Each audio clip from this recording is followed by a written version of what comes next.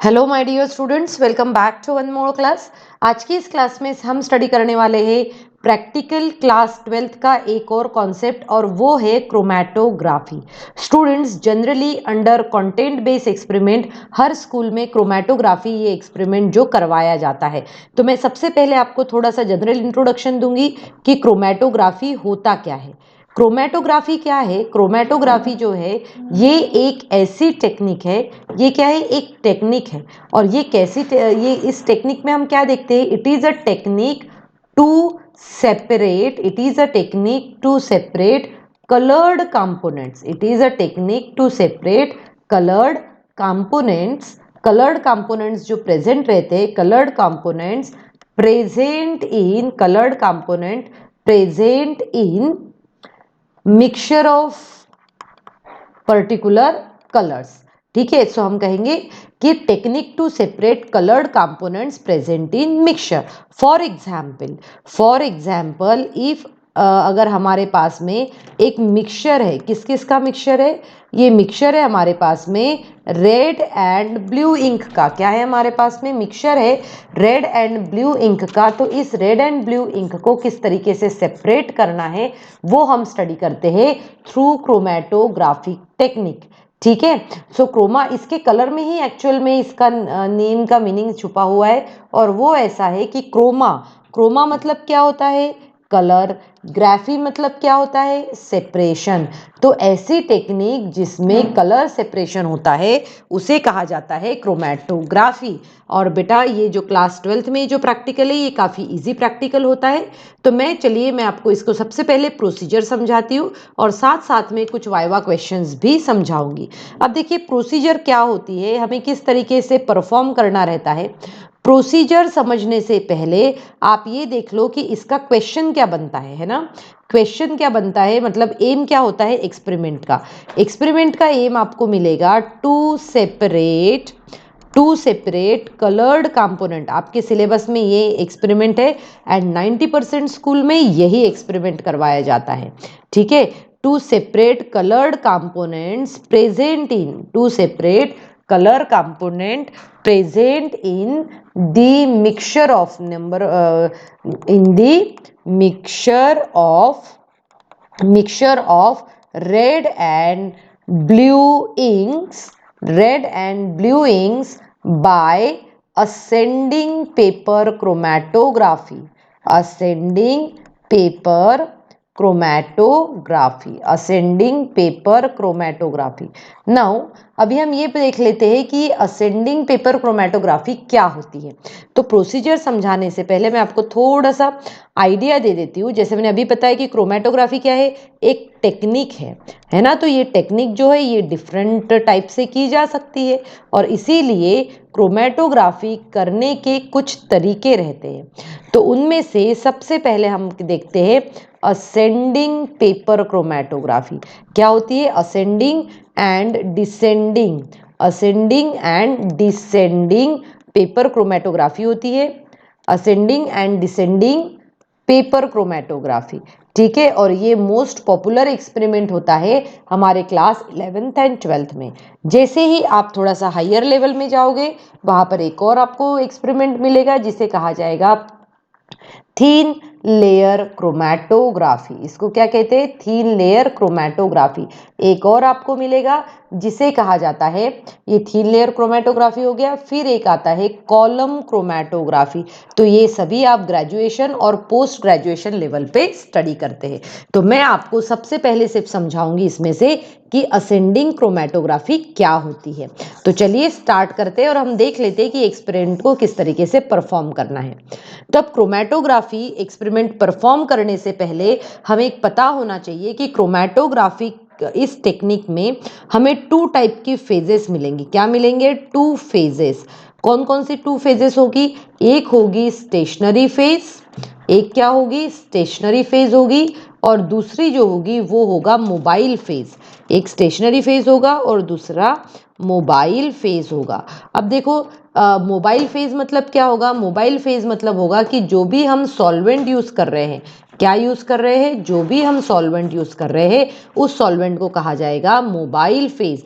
And the paper which you are using in this, that one is known as stationary phase. और जो ink का mixture जो use कर रहे हो उसे कहा जाएगा स्टेशनरी फेज।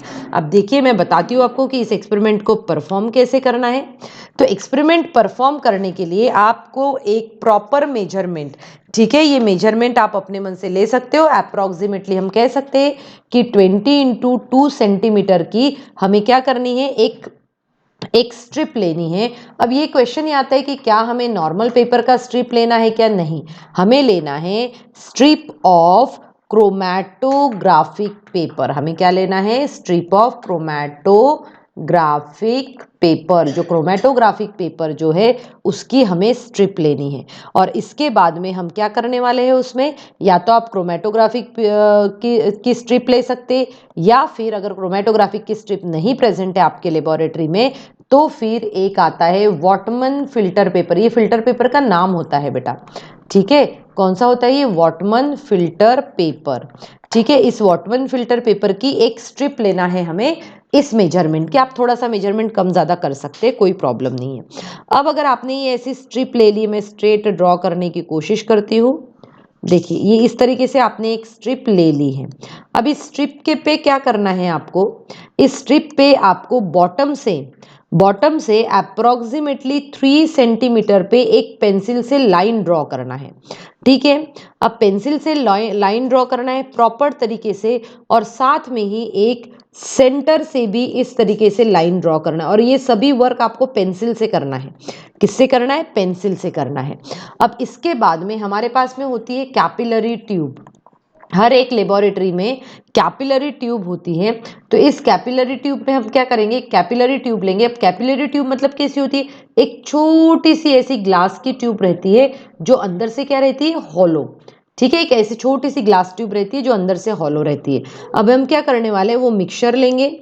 उस मिक्सचर में क्या है हमारे पास में, उस मिक्सचर में हमारे पास में रेड इंक है और साथ में ही ब्लू इंक है।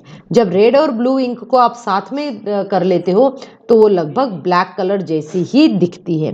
तो आपको क्या करना है कि सबसे पहले इस कैपिलरी ट्यूब के हेल्प से यहाँ पर एक छोटा सा ड्रॉप प्लेस करना है। मैं थोड़ा सा डिफरेंट कलर यूज कर रही हूँ ताकि आपको समझ में आए, है ना। तो देखिए मैं ये वाला ले लेती हूँ, है ना, ताकि हमें अच्छे से क्लियरली समझ में आए। तो हम क्या करेंगे, एक छोटा सा ड्रॉप ऐसा यहाँ पर प्लेस करेंगे with the help of capillary tube. उसके बाद में इसमें कैपिलरी ट्यूब को ऐसे किया, फिर हम इसको क्या करते हैं, ड्राई करते हैं। ड्राई करने के बाद में हम ये same procedure 2 to 3 times repeat करते इस तरीके से। ठीक है, हमने क्या किया, इसको 2 to 3 टाइम्स जो है इस प्रोसीजर को रिपीट किया। अब 2 to 3 टाइम्स रिपीट करने से क्या होगा, देखो वहां पर उस डॉट में थोड़ा सा ज़्यादा मिक्सचर रहेगा और हम उस मिक्सचर में ज़्यादा डेविएशन देख पाएंगे। मतलब हमने क्या किया, देखो हमने यहाँ पर ये इस तरीके से जो रेड और ब्लू इंक का जो है इस तरीके एक डॉट बनाया और उस डॉट को इतना बड़ा बना दिया। अब क्या करना है आपको, आपके लेबोरेटरी में एक गैस जार रहेगा। ठीक है, गैस जार कैसा रहता है, ये ऐसा स्ट्रक्चर रहता है। अब आप कहोगे स्ट्रिप इतनी बड़ी, गैस जार इतना छोटा, तो नहीं, ये तो मैंने समझाने के लिए स्ट्रिप इतनी बड़ी बनाई है, अदरवाइज स्ट्रिप छोटी रहेगी और गैस जार बड़ा रहेगा। अब इस गैस जार में हम ऐड करेंगे सॉल्वेंट। क्या ले रहे हैं हम, सॉल्वेंट। अब देखो सॉल्वेंट में जनरली हम क्या लेते हैं, सॉल्वेंट में हम लेते हैं 50% एल्कोहल, 50% एल्कोहल प्लस 50% वाटर लेते हैं हम। 50% अल्कोहल और 50% वाटर लेते हैं। ठीक है, अब आपको क्या करना है, ये जो स्ट्रिप आपने इस तरीके से ये जो डेवलप करा है, बस एक डॉट लगाया और कुछ भी नहीं किया। अब यहाँ पर एक थ्रेड हम बांध लेंगे इस तरीके से। थ्रेड बांधने के बाद में ये जो स्ट्रिप आपने ली है, इस स्ट्रिप को उस थ्रेड पे हैंग करेंगे।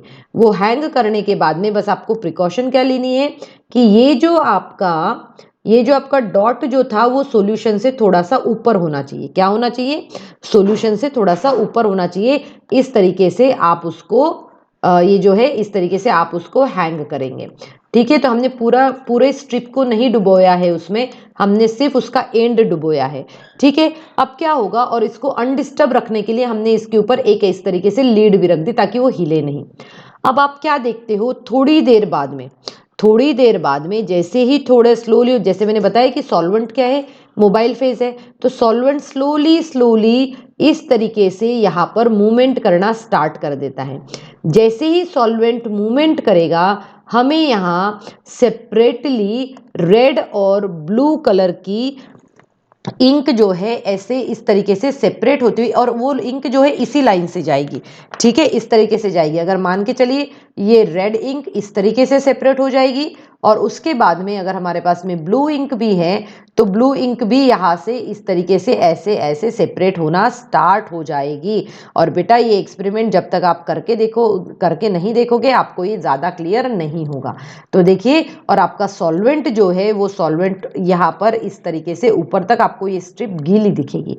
तो ये होता है क्रोमैटोग्राफिक टेक्निक, जिसमें मोबाइल फेज सॉल्वेंट है, स्टेशनरी फेज हमारे पास में पेपर है, या फिर हम कहेंगे ये डॉट है। और इस तरीके से हम इसको क्या करते हैं, हम सेपरेट करते हैं। अब देखिए इस एक्सपेरिमेंट में करना क्या रहता है। इस एक्सपेरिमेंट में जनरली हम कैलकुलेट करते हैं आरएफ वैल्यू। आरएफ वैल्यू मतलब क्या होता है, मतलब होता है रिटेंशन फैक्टर। क्या होता है आरएफ वैल्यू मतलब होता है रिटेंशन फैक्टर। अब रिटेंशन फैक्टर में हम क्या लिखते हैं, हम सबसे पहले हम देखते हैं कि डिस्टेंस ट्रैवल्ड बाय, यहां से गया सॉल्वेंट नीचे से एकदम, तो हम कहेंगे डिस्टेंस ट्रैवल्ड बाय सॉल्वेंट। हम क्या करते हैं, डिस्टेंस ट्रैवल्ड बाय